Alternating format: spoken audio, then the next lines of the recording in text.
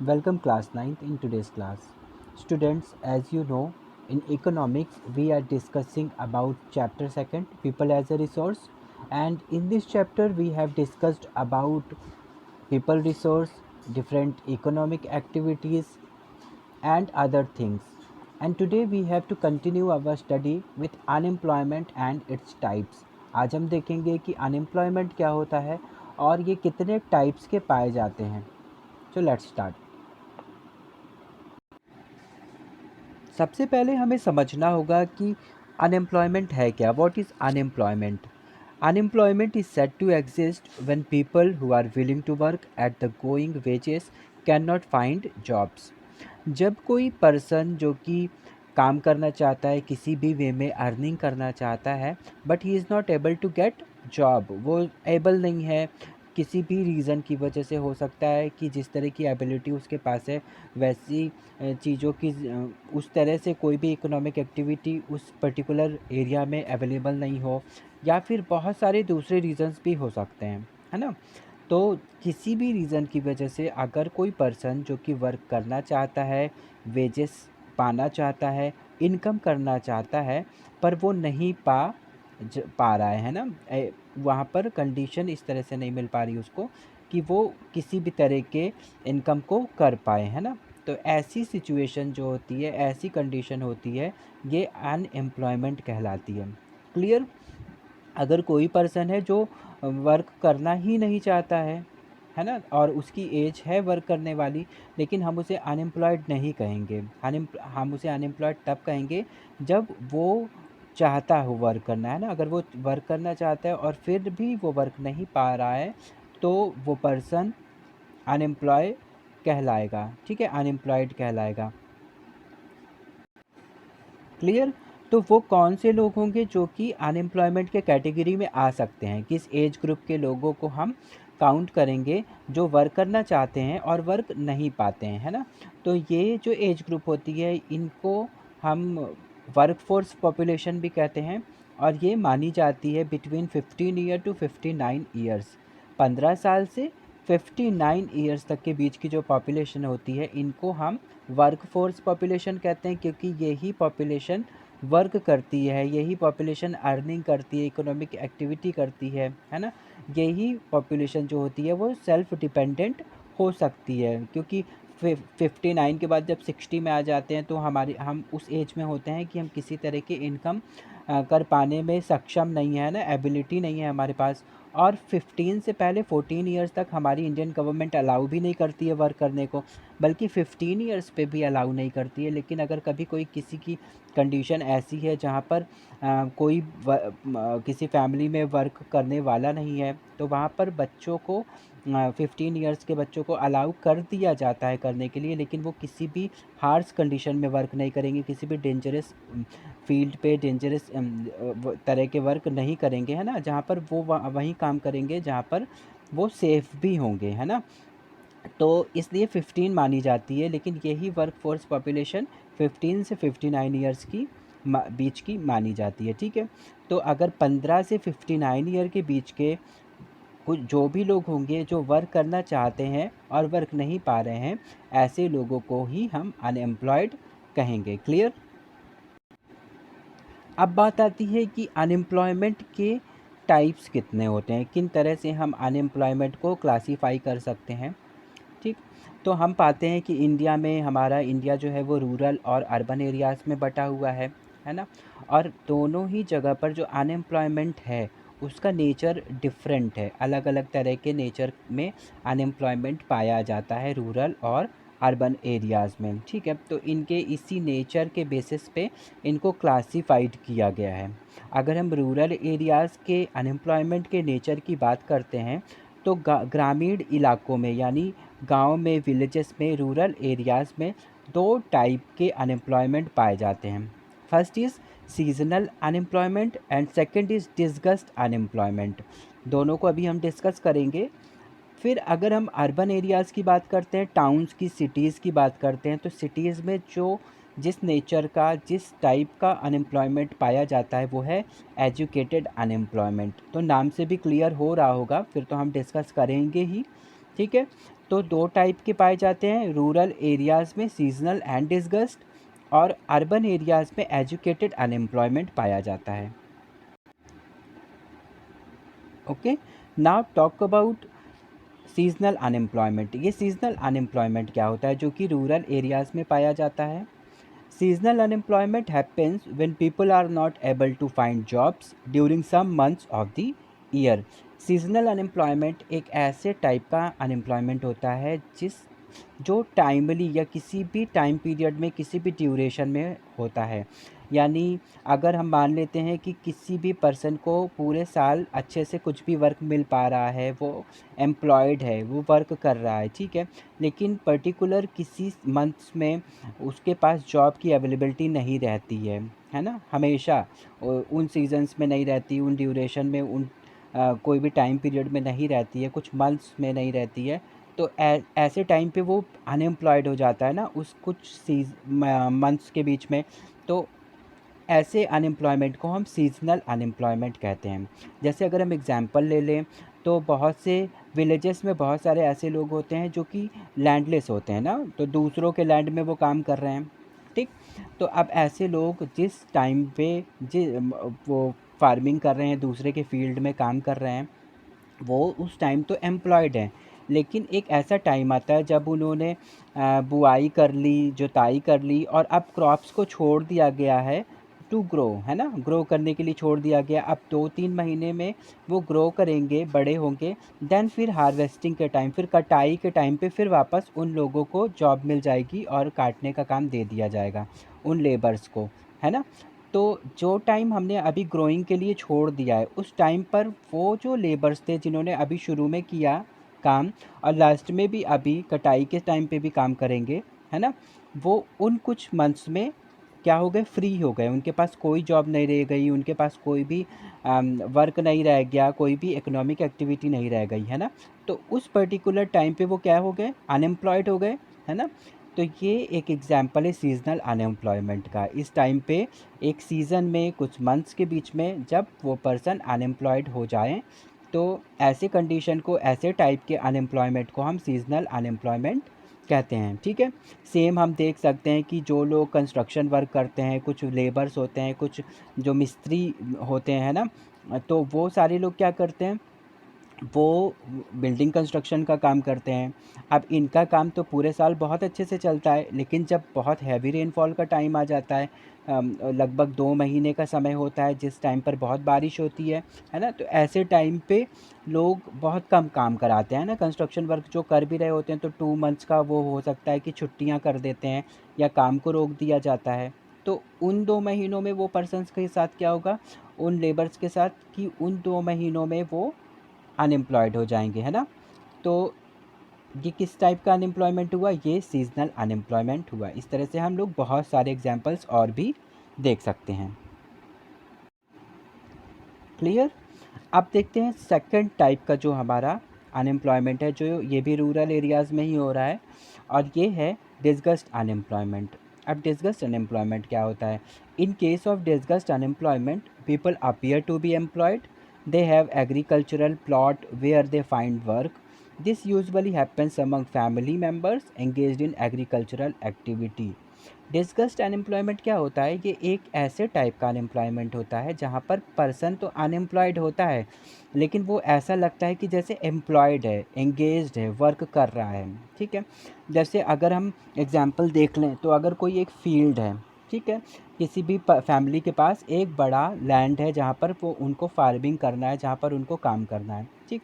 अब लैंड के साइज़ और जो भी जिस तरह की भी प्रोडक्शन हो रहा है वहाँ पर, उसके इस हिसाब से वहाँ पर 5 लोगों की ज़रूरत है, कि अगर 5 लोग पूरे दिन ठीक ढंग से काम करते हैं तो प्रोडक्शन बहुत अच्छे से होगा, ठीक है। तो ये 5 मेंबर्स क्या कहलाएंगे? ये 5 मेंबर्स तो एम्प्लॉयड कहलाएंगे, क्योंकि ये तो अर्निंग कर रहे हैं, ये तो वर्क कर रहे हैं, और इनकी इस वर्क से, इनकी इस एक्टिविटी से इनकम भी होने वाला है, फ़ायदा भी होने वाला है, प्रोडक्शन भी होने जा रहा है ना। तो ये तो एम्प्लॉयड कहलाएंगे।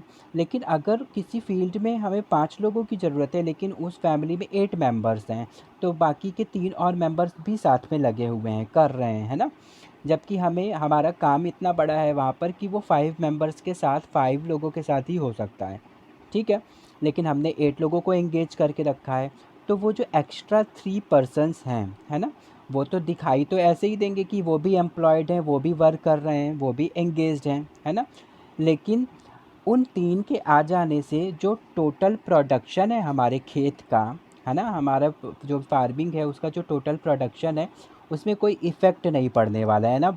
अगर हमें 5 की ज़रूरत है और 8 आकर काम कर रहे हैं, तो क्या प्रोडक्शन ज़्यादा हो जाएगा? नहीं। जब हमारे लिए 5 सफिशिएंट है तो हम 8 को, 10 को, 15 को भी लगा देंगे अगर वहाँ पर, तो हमारा प्रोडक्शन तो फिर भी सेम ही आने वाला है। फिर वो 3 मेंबर्स का वर्क करने का कोई फ़ायदा तो हुआ नहीं, है ना। ओवरऑल इनकम में, ओवरऑल प्रोडक्शन में किसी भी तरह का फ़ायदा उन 3 मेंबर्स के थ्रू नहीं आ रहा है, क्योंकि हमें तो उन 3 मेंबर्स की ज़रूरत ही नहीं है ना। हमारा काम तो 5 मेंबर्स के साथ ही हो जाएगा, 5 लोगों के साथ ही हो जाएगा, है ना। तो ऐसी कंडीशन में जहाँ पर वो 3 मेंबर्स भी काम करते हुए दिखाई दे रहे हैं, एंगेज्ड दिखाई दे रहे हैं, है ना, एक्टिविटी करते हुए दिखाई दे रहे हैं, लेकिन उन वो क्या कर रहे हैं, लेकिन उनको किसी भी तरह का, उनके आ जाने से, वर्क करने से किसी भी तरह का इनकम नहीं होने वाला है, एक्स्ट्रा फ़ायदा नहीं होने वाला है ना। तो ऐसे ये 3 मेंबर्स डिस्गस्ट अनएम्प्लॉयड कहलाएंगे, ठीक, जो काम करते हुए दिखाई दे रहे हैं पर किसी भी तरह का इनकम उनके थ्रू एक्स्ट्रा नहीं आने वाला है ना। तो वो अनएम्प्लॉयड की कैटेगरी में इंक्लूड किए जाएंगे और वो भी डिस्गस्ट अनएम्प्लॉयमेंट की कैटेगरी में। समझ में आया? एक और एग्जांपल हम समझ सकते हैं कि अगर किसी फैमिली में 3 मेंबर्स हैं, ठीक है, और तीनों ही मेंबर्स ने एक शॉप खोली हुई है और तीनों ही मेंबर्स 4-4 घंटे, 3-3 घंटे, जितने भी वो टाइम दे सकते हैं, एक ही शॉप पे काम कर रहे हैं, ठीक है, बैठ रहे हैं बारी बारी से, कोई सुबह, कोई दोपहर को, कोई शाम को। अब अगर तीनों से ही कोई पूछता है किसी दूसरा पर्सन कि क्या कर रहे हो, किस तरह से आजकल हो रहा है, तो वो क्या बताएंगे कि हम लोग अपनी शॉप पे बैठते हैं, है ना। तो तीनों ही ऐसे साउंड करेंगे कि जैसे तीनों ही एम्प्लॉयड हैं, सारे तीनों लोग काम कर रहे हैं ना। लेकिन क्या उन 3 के लग जाने से जो भी प्रोडक्शन होगा वो एक अकेले के बैठने से ज़्यादा होगा? नहीं। जो भी इनकम होनी होगी वो उतनी ही होगी, चाहे 1 लोग बैठे पूरे दिन, चाहे 3 या 5 लोग बैठे थोड़े थोड़े टाइम को डिवाइड करके, है ना।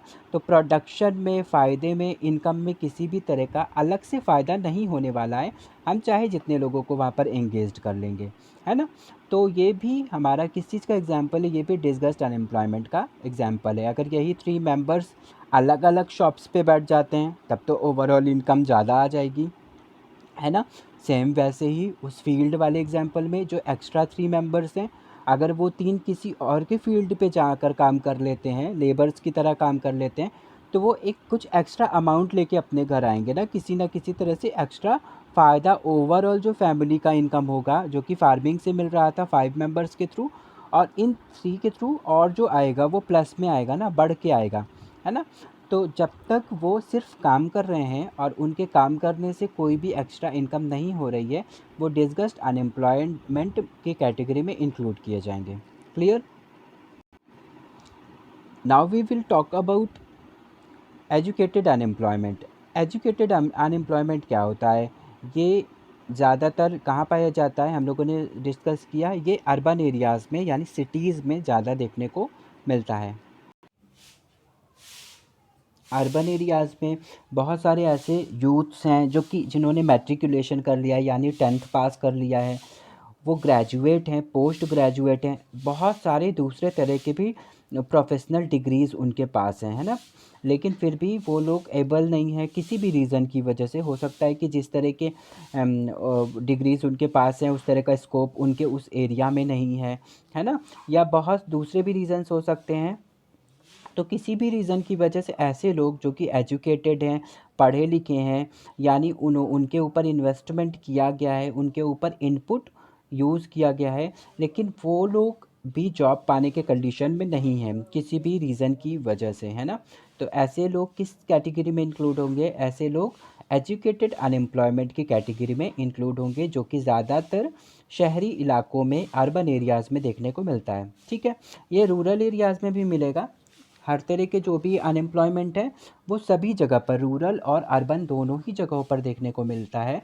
लेकिन यहाँ पर जो हमने डिवीज़न किया हुआ है वो ज़्यादा अमाउंट के बेसिस पे किया है कि ज़्यादातर जो एजुकेटेड अनएम्प्लॉयमेंट मिलता है वो अर्बन एरियाज़ में मिलता है। गांव में भी मिलेगा लेकिन बहुत इतना ज़्यादा नहीं देखने को मिलेगा। ठीक है, तो जो भी रिकॉर्ड्स हमारे पास आज तक हैं उन सब को अगर हम देखते हैं तो पाते हैं कि इस तरह से मैन पावर हमारे यहाँ के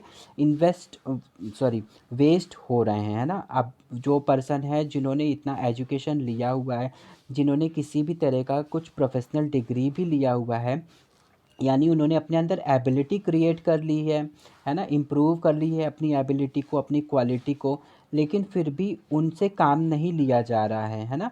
तो ऐसे इस तरह से हम क्या पाते हैं कि मैन पावर हमारे यहाँ का वेस्ट किया जा रहा है ना। अगर वही जो मैन पावर है, वही जो लोग हैं जिनमें इतनी जो स्किल्ड हैं, जो एबिलिटी रखते हुए हैं, और उनसे हम काम कराएंगे तो हमारे कंट्री का ग्रोथ होगा ना, इकोनॉमिक ग्रोथ होगा।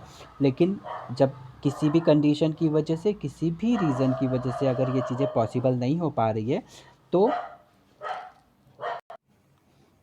इस तरह का अनएम्प्लॉयमेंट एजुकेटेड अनएम्प्लॉयमेंट माना जाएगा। इस तरह से हम पाते हैं कि अनएम्प्लॉयमेंट क्या कर रहा है, अनएम्प्लॉयमेंट के थ्रू जो मैन पावर रिसोर्सेस हैं यानी ह्यूमन रिसोर्स हैं, है ना, वो वेस्ट हो रहा है। अगर हम इसी ह्यूमन रिसोर्स को, यानी जो लोग काम करना चाहते हैं और किसी भी तरह की एबिलिटी है उनके अंदर, उनके लिए जॉब्स प्रोवाइड करा देते हैं, तो हम मैन पावर को, ह्यूमन रिसोर्स को यूज़ कर रहे होंगे, है ना। और जितना ज़्यादा हमने पहले पढ़ा कि जितना ज़्यादा हम किसी भी कंट्री में ह्यूमन रिसोर्स होता है यानी क्वालिफाइड पॉपुलेशन होती है, उतना ही वो कंट्री ग्रोथ करती है ना। तो अनएम्प्लॉयमेंट किसी भी कंट्री के लिए एक बैड कंडीशन होती है ना। अगर कंट्री को ग्रोथ कराना है तो वहाँ पर तो एम्प्लॉयमेंट की अपॉर्चुनिटीज़ होनी ही चाहिए। ठीक है, अब अनएम्प्लॉयमेंट हो जाने से जो हमारे पीपल जो कि एक रिसोर्स की तरह काम कर सकते हैं, एक असेट की तरह काम कर सकते हैं, वो लाइबिलिटी बनकर रह जाते हैं, वो जिम्मेदारी बन के रह जाते हैं अपने किसी फैमिली मेम्बर के ऊपर, अपनी सोसाइटी के ऊपर, और अपनी कई बार अपने गवर्नमेंट या अपने नेशन के ऊपर, है ना। जिम्मेदारी की तरह, बोझ की तरह उनको जीना पड़ता है और उनकी ज़रूरतों के लिए दूसरों पे उनको निर्भर रहना पड़ता है ना। लेकिन यही अगर अनएम्प्लॉयमेंट ख़त्म हो जाए और सारे ह्यूमन रिसोर्सेज को, सारे लोगों को रिसोर्स की तरह यूज़ किया जाए, जो लोग एबिलिटी रखते हैं, तो वो लाइबिलिटी जो उनके वो लाइबिलिटी माने जा रहे थे वो नहीं रह जाएगी, है ना। अब वो क्या बन जाएंगे, वो असेट की तरह काम कर पाएंगे और कंट्री को एक दूसरे छोर पर, डेवलपमेंट की तरफ ले जाने में हेल्पफुल होंगे। अनएम्प्लॉयमेंट किसी भी तरह का ओवरलोड बढ़ाता है हमारी इकोनॉमी पर, है ना। जब जितना ज़्यादा अनएम्प्लॉयमेंट होगा हमारी कंट्री की इकोनॉमी पे उतना ज़्यादा बर्डन बढ़ता जाएगा, ओवरलोड होता जाएगा। ठीक, और जो डिपेंडेंट लोग होंगे यानी अनएम्प्लॉयड लोग ही तो डिपेंडेंट रहेंगे दूसरों के ऊपर, है ना। तो हम देख रहे हैं कि टाइम के साथ साथ जो अनएम्प्लॉयमेंट बढ़ रहा है तो हमारे जो डिपेंडेंट लोग हैं उनकी संख्या भी बढ़ती जा रही है। और ये संख्या किसके ऊपर भार साबित हो रही है, किसके ऊपर बोझ बन रही है, ये वर्किंग पॉपुलेशन के ऊपर बढ़ती जा रही है ना। तो जो भी हमारी वर्किंग पॉपुलेशन है 15 टू 59 ईयर्स वाले, उन लोगों के ऊपर बहुत ज़्यादा बर्डन पड़ता है जितना ज़्यादा दूसरे साइड पे अनएम्प्लॉयमेंट देखने को मिलता है। ठीक है, अब अनएम्प्लॉयमेंट की वजह से जो लाइफ की क्वालिटी है किसी भी इंडिविजुअल पर्सन की, है ना, किसी भी पर्सन की, तो वो भी अफेक्टेड होती है। जब अनएम्प्लॉयमेंट है तो इनकम आ नहीं रहा है, और विदाउट इनकम कैसे किसी की भी लाइफ की क्वालिटी को बढ़ाया जाएगा, है ना। जब इनकम नहीं है तो वो पर्सन भी क्या करेगा, अपने आने वाली जनरेशन की भी लाइफ को नहीं बहुत अच्छा बना पाएगा, बहुत बेटर नहीं कर सकता, क्योंकि बिना पैसे के ना तो वो अपने जो जनरेशन आगे की है उसको अच्छी एजुकेशन दे पाएगा, ना ही अच्छा हेल्थ कंडीशन दे पाएगा, ना ही किसी भी तरह से ट्रेनिंग स्किल प्रोग्राम्स में पार्टिसिपेट करा पाएगा, है ना। तो इसका मतलब होगा कि अगर एक बार अनएम्प्लॉयमेंट आ गई तो ये साइकिल जो है वो चलता ही जाएगा, क्योंकि अब आने वाले लोगों को हम एबिलिटी ही नहीं प्रोवाइड करा पाएंगे, हम उन्हें क्वालिटी ही नहीं दे पाएंगे, और बिना क्वालिटी के तो फिर वो अच्छा कुछ कर भी नहीं सकते हैं। तो ये एक साइकिल बन जाएगा जो हमेशा चलता रहेगा, है ना। और तो इसको रोकने के लिए क्या करना होगा, इसको रोकने के लिए हमें ये करना होगा कि अनएम्प्लॉयमेंट को किस तरह से और ज़्यादा ख़त्म किया जाए और एम्प्लॉयमेंट को किस तरीके से और ज़्यादा प्रमोट किया जाए और लोगों के पास जॉब की अवेलेबिलिटी करा दी जाए, ठीक है। तो अनएम्प्लॉयमेंट बहुत बुरा असर डालता है हमारी इकोनॉमी के ग्रोथ पर, ओवरऑल ग्रोथ पर। जितना ज़्यादा इंक्रीज़ हो जाएगा इन अनएम्प्लॉयमेंट, उतना ही ज़्यादा हमारी इकोनॉमी डिप्रेस्ड हो जाएगी, उतनी ही ज़्यादा पिछड़ी हुई होगी और कमज़ोर होगी, है ना। और साथ ही अनएम्प्लॉयमेंट की वजह से क्या होता है कि हम पीपल रिसोर्स को वेस्ट भी कर रहे हैं और जिससे हम बहुत ज़्यादा नुकसान की तरफ भी जाएंगे, है ना। तो जिससे नेचुरली जो लोग एक रिसोर्स साबित हो सकते थे, जो खुद के लिए करने के साथ साथ दूसरों के लिए, अपने नेशन के लिए कर सकते थे, वो खुद ही लोड बन जाएंगे, वो खुद ही लाइबिलिटी बन जाते हैं पूरे कंट्री के ऊपर। अगर हम इंडिया की बात करते हैं तो जो स्टैटिकली रिकॉर्ड्स हमारे पास अवेलेबल है उसमें अनएम्प्लॉयमेंट का रेट हमारे यहाँ पर बहुत लो है, ठीक है, बहुत कम है। लोग यहाँ पर काम कर रहे हैं, ठीक है, लेकिन किस किस तरह का काम कर रहे हैं, वो अपनी एबिलिटी के अकॉर्डिंग काम नहीं कर रहे हैं, अपने पोटेंशियल के अकॉर्डिंग काम नहीं कर रहे हैं, ठीक है। तो हमने क्या कहा कि सिर्फ वर्क करना ही एम्प्लॉयमेंट की डेफिनेशन नहीं है। हम जब हमारी एबिलिटी के अकॉर्डिंग काम करते हैं तो हम अच्छे कंडीशन, अच्छी तरीके से इनकम कर पाते हैं या अपना 100% दे पाते हैं, है ना। तो हर पर्सन जिसके सबके अंदर अलग तरह के पोटेंशियल होते हैं ना, सबके पास अलग अलग तरह की क्वालिटीज़, क्वालिफ़िकेशंस होती हैं। तो अगर हमें हमारे पोटेंशियल के अकॉर्डिंग काम मिलता है ना, वर्क दिया जाता है, हम एक्टिविटी करते हैं अपने पोटेंशियल के अकॉर्डिंग, तो हम ज़्यादा बेस्ट कर पाते हैं, है ना। यानी कि अगर हम अपने पोटेंशियल के अकॉर्डिंग करेंगे तो हम ज़्यादा बेस्ट कर सकते हैं, 100% दे सकते हैं, और जितना ज़्यादा अच्छा हम कर पाएंगे उतना ही ज़्यादा हम हमारे कंट्री को दे पाएंगे, ग्रोथ करने में भी हेल्प कर पाएंगे, है ना।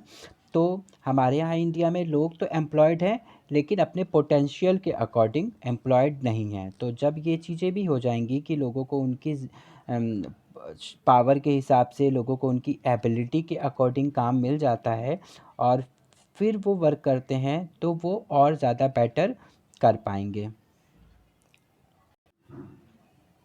है ना। जैसे अगर हम एग्जांपल मान लें, कोई पर्सन है जिसने कंप्यूटर में डिग्री ली हुई है, कंप्यूटर में उसने बहुत अच्छी ट्रेनिंग करी हुई है, लेकिन जिस एरिया में वो रहता है उस जगह पर इस तरह का कोई स्कोप नहीं है ना। तो अब वो क्या करेगा कि अगर वो सॉफ्टवेयर डिज़ाइनिंग का उसने सीखा हुआ था, प्रोग्राम का काम किया हुआ था और वो उसको करता क्योंकि उसमें वो ट्रेंड है, तो वो ज़्यादा बेटर कर सकता है। लेकिन क्योंकि जॉब की अवेलेबिलिटी नहीं है उस जग चीज़ की वहाँ पर, तो वो क्या करता है, वो मान लेते हैं कि किसी कोचिंग सेंटर में कंप्यूटर सब्जेक्ट पढ़ाना शुरू कर देता है ना। तो अर्निंग तो वो कर रहा है, एम्प्लॉयमेंट तो है उसके पास, एम्प्लॉयड है, वर्क कर रहा है, अर्निंग कर रहा है, लेकिन वो अपने पोटेंशियल के अकॉर्डिंग नहीं कर रहा है ना। अगर उसको जिस चीज़ में उसने डिग्रीज ली, जिस चीज़ में उसने ट्रेनिंग ली, उसको उस चीज़ में लगाया जाता है, उस चीज़ में काम किया जाता है, तो उसका जो इनकम होगा या उसका जो एफ़र्ट होगा वो और ज़्यादा अच्छा दिखाई देगा, है ना। तो ऐसी इस तरह के हमारे पास जो कंडीशंस है एम्प्लॉयड लोगों की, वो हमारे इंडिया में ज़्यादा देखने को मिलती है। Clear students. तो आज हमने पढ़ा अनएम्प्लॉयमेंट और टाइप्स ऑफ अनएम्प्लॉयमेंट, किन तरीके के अनएम्प्लॉयमेंट हमारे कंट्री के अंदर देखने को मिलते हैं, ठीक है। तो इस तरह से हमारा ये चैप्टर आज कंप्लीट हो रहा है और I hope you all have understood each and every topic. But if you have any doubt, any query regarding this class, regarding previous class, you are free to call me.